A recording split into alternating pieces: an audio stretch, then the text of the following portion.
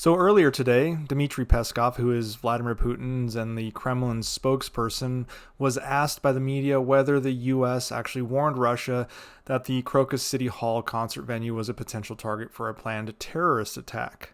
Dmitry Peskov responded to journalists by saying, "That is not our jurisdiction because these kinds of exchanges of information go through special services channels with information directly passed between agencies." And that's a quote. And all I have to say is, what a crock of shit. First of all, could you imagine any American president saying 9/11 or the Oklahoma City bombing or the Boston Marathon bombing isn't the White House's jurisdiction?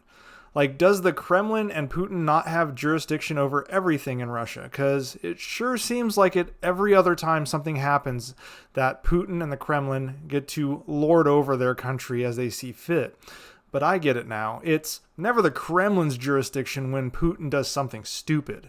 And Putin himself acknowledged the U.S. reached out to the Kremlin directly, as well as other agencies, as it has now come to light that the U.S. believed the attack would be against a concert hall. On March 7th, the U.S. embassies publicly announced that it was monitoring reports that extremists have imminent plans to target large gatherings in Moscow, to include concerts. That is a direct quote from the message.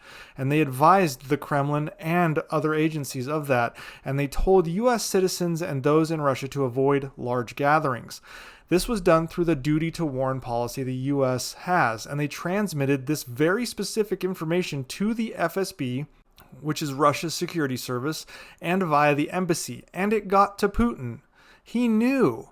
How do I know that he knew? Because Putin commented on it. Putin said it was, quote, outright blackmail and just an attempt to intimidate and destabilize Russian society. And he said that 3 days before the attack. And Putin's moronic administration did nothing. Up and down the chain, they did nothing. They watched it happen and then blamed Ukraine.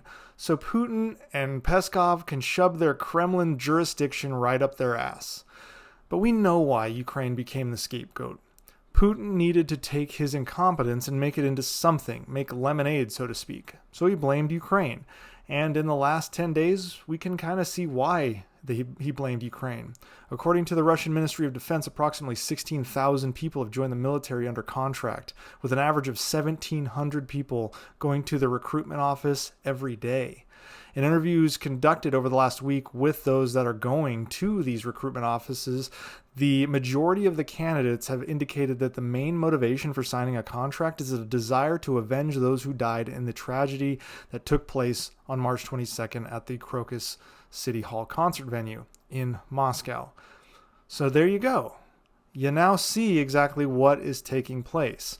Now, I would like to just once again point out that it wasn't Ukraine.